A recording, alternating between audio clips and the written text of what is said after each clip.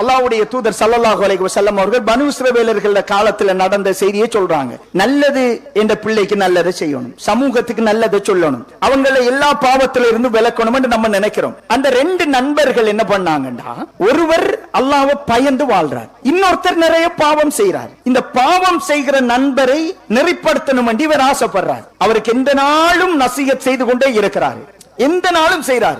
இந்த பாவம் செய்கிற நண்பர் ஒரு கட்டத்தில் கோபம் வந்து சொல்கிறார், என்னையும் என் பாவத்தையும் என்னோடு விட்டு விடுங்கள், நான் பார்த்துக் கொள்றேன் ரப்போட அப்படி என்று சொல்றார். இந்த நேரத்தில் இந்த நலவு சொன்னவர், அவருக்கு பிரச்சாரம் செய்தவருக்கு கோபம் வந்துட்டு, நான் உனக்கு நல்லதுக்கு தானே பேசினேன், நீ இந்த மாதிரி மோத்துக்கு பேசுறாயே அப்படி என்றுட்டு, உன்னை ஒருபோதும் அல்லாஹ் மன்னிக்க மாட்டான் அப்படி என்று சொல்றாங்க. அல்லாஹ்வுடைய தூதர் ஸல்லல்லாஹு அலைஹி வஸல்லம் அவர்கள் சொல்றாங்க, இந்த ரெண்டு பேரையும் நாளை மறுமையில் அல்லாஹ் விசாரணை கெடுப்பான். இந்த நல்லது செய்து பிரச்சாரம் செய்தவரை பார்த்து சொல்வான், என் அடியானை நான் மன்னிக்க மாட்டேன் என்று நீ எப்படி சொல்லுவாய், நீ நரகம் போ. பாவம் செய்திருந்தவரை அல்லாஹ் அவனுடைய அன்பை கொண்டு அரவணைக்கிறான் என்று ஸல்லல்லாஹு அலைஹி வஸல்லம் அவங்க சொல்றாங்க. இன்னைக்கு நிறைய நல்லது செய்யணும் என்று நினைக்கிற நம்ம பேசுற பேச்சுக்கள், நாம பார்க்கிற பார்வைகள், நாங்க எழுத்துற எழுத்துக்கள், நாங்க சபையில காற்ற கடுமைகள் எல்லாமே நிச்சயம் நடுநிலை தவறிய விஷயமாக இருக்குது. பெரும்பாலும் நன்மை செய்ய போய் சேர பூசிட்டு வாரோம்.